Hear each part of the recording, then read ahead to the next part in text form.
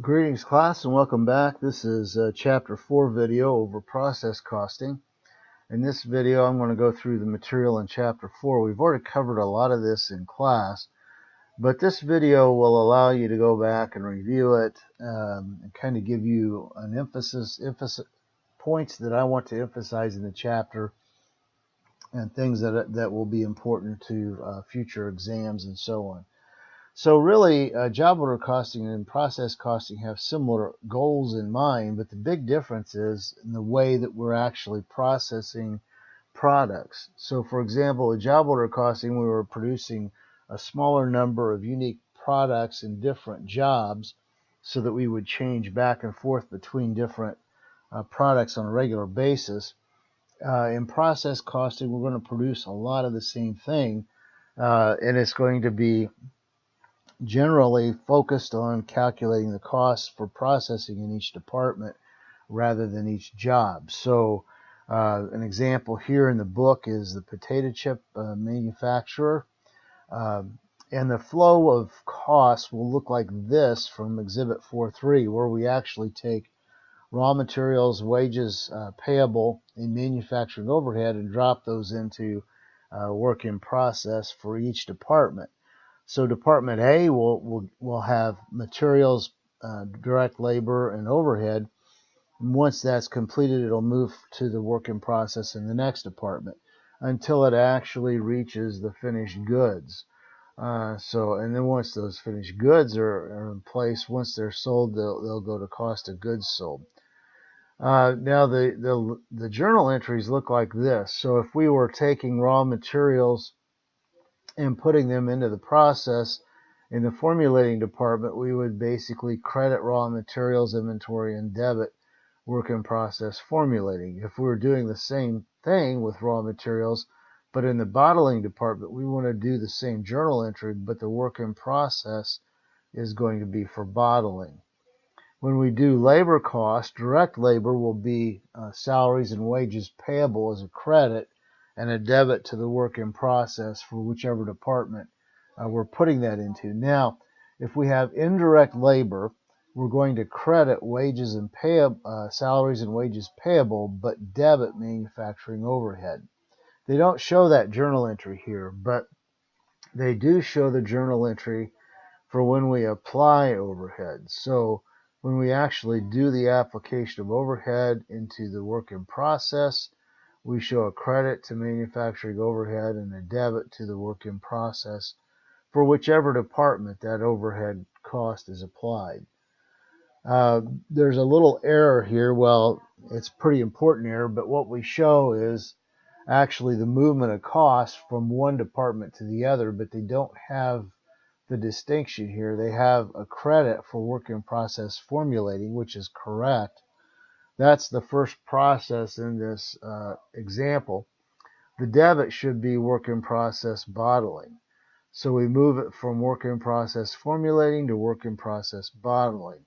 And then after we finish in the bottling department, we would actually take it out of the work in process and bottling and put it into finished goods, because then it goes into inventory.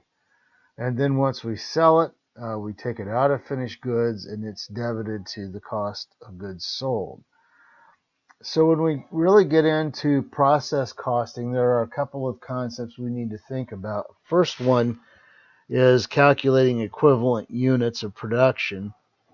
And in this chapter and in this course, we're going to focus on the weighted average method of process costing, which really does help us. It is advantageous here because we are looking at, when we're thinking about equivalent units, we're going to focus on really whatever the ending inventory is and what we have in process at the end of the period. With the FIFO method, it's a little more complex, and it tries to isolate costs into the current period only.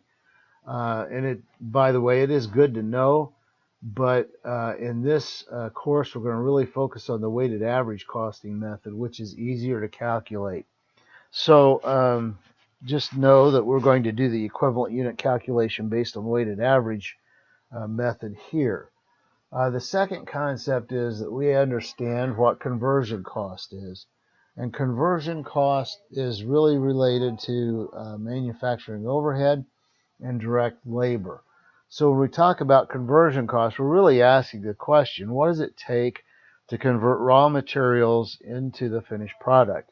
Well, that's going to be the combination of direct labor and manufacturing overhead.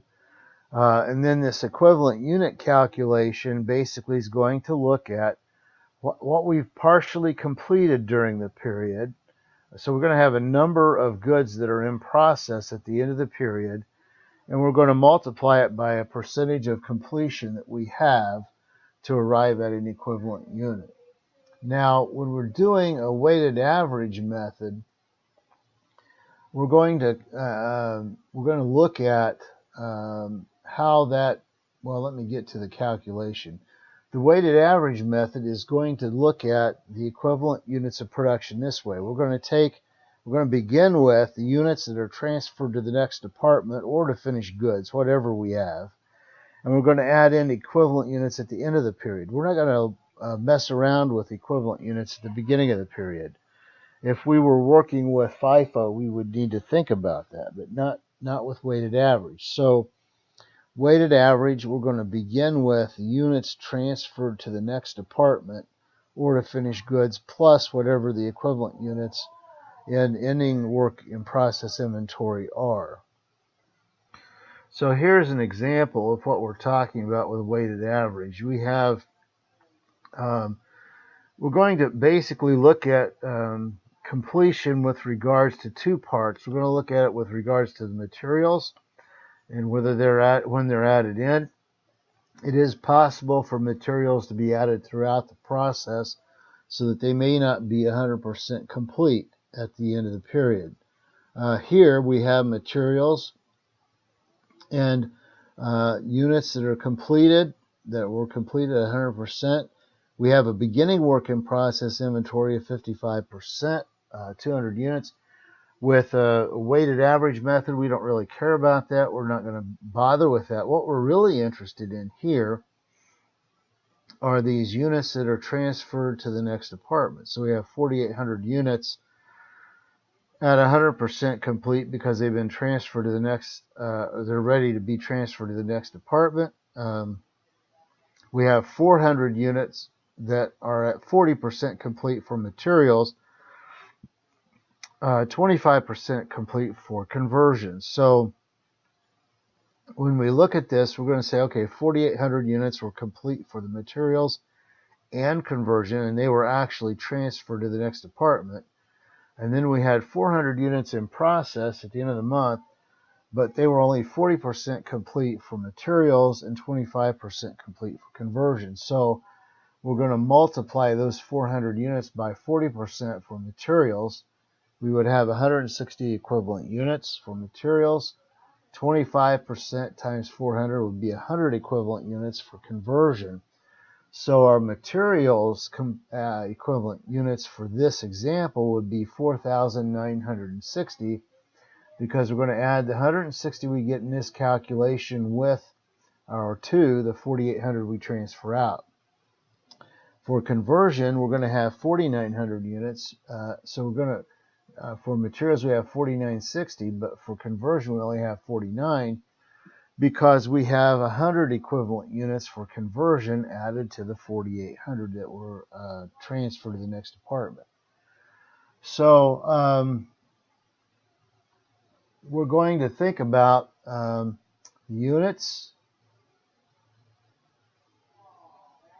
We're going to account for the cost associated with these units. So we have the units that were at the beginning in work in process plus the units that were started into production or transferred in.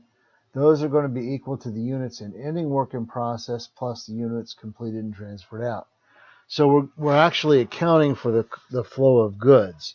And what we're really looking at here is reconciling that to make sure that we're actually accounting for all of those items. So here's the calculation I mentioned in the previous exhibit.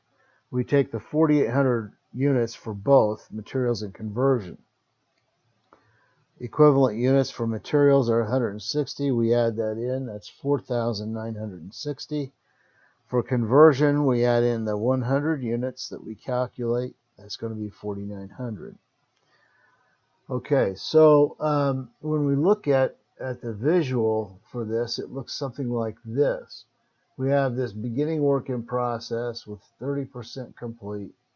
We have 4,600 units started and completed. And at the end of the month, we have 400 units that are 25% complete. But we have 4,800 units completed and then transferred out, which is the total of these 4,600 and these 200. We're not necessarily going in and calculating that way. They're going to give it to us, but we can calculate it that way. So when we do the weighted average method, we are actually computing our costs for each category, which is materials and conversion. So this is going to be the actual cost per equivalent unit.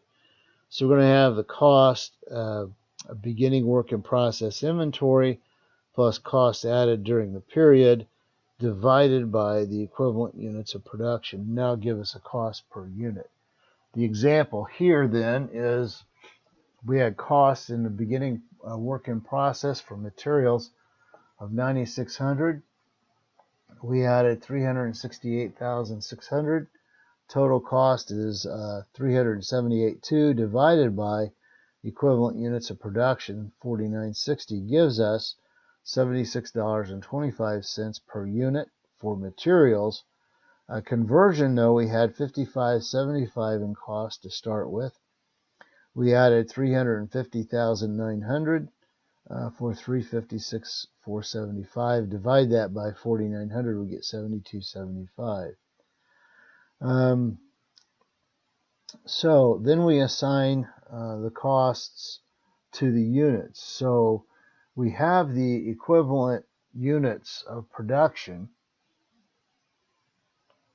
So what we look at then are the ending work in process equivalent units. We're going to take those 160 units in materials that are equivalent and the 100 equivalent units in conversion and multiply those by the unit cost that we just calculated, so that the cost of ending work in process for materials is 12,200 and conversion is 72.75, a total of 19,475. We'll then take those per unit costs and multiply them by the units completed and transferred out, 4,800.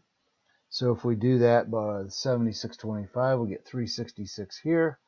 If we do it for 72.75, we get 349,200 here. Our total then is 715,200. The last thing that we need to think about is showing how we account for all the costs that are involved. So this is a reconciliation report, and we're going to begin with the cost of beginning work in process. We add that here. We have 15,175. We add the costs that were added into production of 719.5 for a total 735,675. We then go back to the cost of ending work in process we calculated here of 19,475, and then we add in the cost of the units transferred out, which we show here of 715.2. That's the 734,675, and these two numbers should match, should equal each other. Okay, so operation costing is kind of a blend of job order costing and process costing. It's a hybrid system that employs both. We're really not going to work with that as much. I mean, you may see that, and it is probable that depending on what kind of a place that you would work, you might see something similar to this. There are going to be times when you have some things, some steps that may be more like job order costing. But anyway, that's pretty much what we're looking at. Now we're